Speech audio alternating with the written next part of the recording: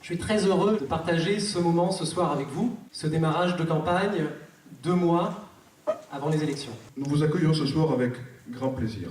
Avec Brice Leroux, nous avions la volonté de réunir autour de nous tous ceux qui, en 2008, s'étaient prononcés contre le maire sortant. Parce que derrière moi, il y a une équipe qui travaille, il y a des gens, des hommes et des femmes, qui distribuent les papiers dans vos boîtes aux lettres, qui mettent à jour le blog que vous pouvez suivre, qui font avec moi du porte-à-porte. Je voulais juste vous montrer que c'est pas un homme seul qui fait une campagne, c'est pas un homme seul qui dirige une ville, c'est une équipe.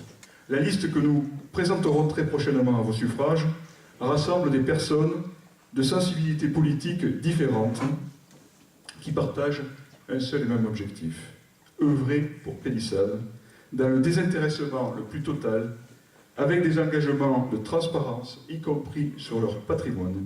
Ce mandat, j'ai demandé à Max Gonzalez et à Jacques Hémon de vous présenter leur vision de ces années qui se sont écoulées. Bonsoir, monsieur le maire. Monsieur le maire, vous vous êtes permis, il y a une semaine, de dire à mon sujet des choses fausses.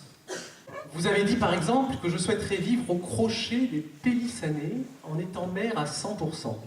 Vous devez savoir que les indemnités d'un maire sont encadrées par la loi. Brice Leroux a choisi de se consacrer à 100% à sa commune. Pour nous, c'est une chance que les Pélissanais sauront saisir. Un maire minute. Voilà donc ce que nous avons aujourd'hui à Pélissade. Je veux être un maire disponible, je veux être un maire accessible, je veux être un maire à l'écoute. Il vient reprocher et contester la légitimité de candidats qu'il juge trop jeunes. Il n'a pas fait honneur, pendant tout son mandat, à la fonction de premier magistrat. Alors aujourd'hui, il fustige l'opposition, l'accuse de ne pas avoir été présente. Il est hors de question pour nous de contester une candidature. Je n'ai jamais attaqué l'homme, mais le magistrat abject dans l'exercice de sa fonction de maire. Pascal Monteco est hors d'âge, malheureusement, contrairement à certains vins, il ne se bonifie pas. 75% de nos concitoyens n'ont plus confiance dans les hommes politiques. C'est parce qu'il existe des personnes sans aucune moralité qui portent atteinte à nos institutions et à notre démocratie. Depuis cet été, nous avons consulté la population pélissanaise. Et vous nous avez massivement répondu. C'est la preuve que quand on donne la parole aux gens, ils la prennent. Alors si vous le voulez bien, faisons ce soir un petit tour rapide. En résumé, les points forts et les points faibles. Évidemment, c'est un village calme, c'est un village agréable, c'est un village où il fait bon vivre, c'est un village avec un véritable dynamisme des associations et une véritable vie locale. C'est pour ça qu'on aime tant ce village et qu'on a tant envie de s'y investir. Mais à côté de ça, les problèmes de circulation, de stationnement, de trottoirs, le fameux désert culturel, problème d'urbanisme qui dénature l'aspect du village, le centre-ville en danger, tous ces thèmes, vous nous les avez pointés du doigt. Le centre-ville n'a plus le dynamisme qu'il avait à une époque, les commerces ferment les uns après les autres, les trottoirs sont-ils adaptés à Pélissade ? 91% des réponses répondent non à la question. Les rues sont-elles adaptées au vélo ? À 90%, c'est non. Le stationnement est-il facile ? À Pélissade, vous avez été 70% à nous répondre non. La culture, 91%, c'est un chiffre énorme. 9 Pélissanais sur 10. De la même façon, l'offre du centre du loisir, pour ceux qui ont des enfants, vous le savez, 66% des Pélissanais nous l'ont dit. Les activités pour la jeunesse. On me dit, oui, il y a le skatepark à Pélissade. Oui, c'est très bien un skatepark. Est-ce que c'est suffisant pour autant ? Je me permets d'avoir quelques doutes. Une grosse majorité de Pélissanais se sont concernés par les thématiques de l'environnement. Il ne suffit pas de ça pour nous convaincre de la bonne volonté d'une majorité municipale. Il faudrait des actes, il faudrait quelque chose.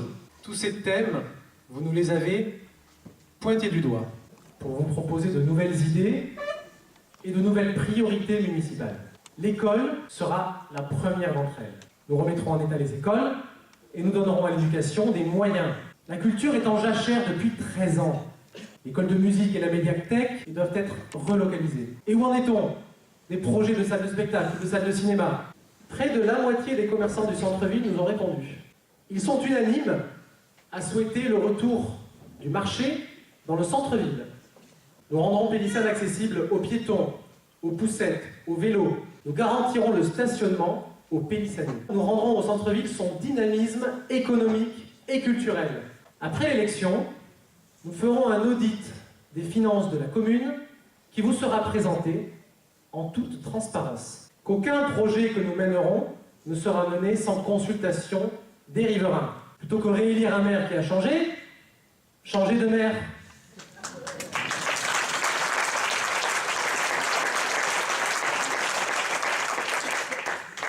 Vous l'avez compris, c'est un autre maire qu'il nous faut.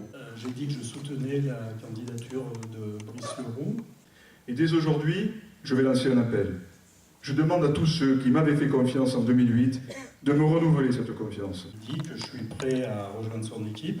Et de partir en campagne pour rassembler autour d'eux une majorité qui aura raison de l'équipe en place. Pour réussir Pélissane, il faut réunir Pélissane. Et soyez sûrs que demain, lorsque nous serons élus, quel que soit votre choix, vous serez tous considérés avec le même respect, la même attention et la même impartialité.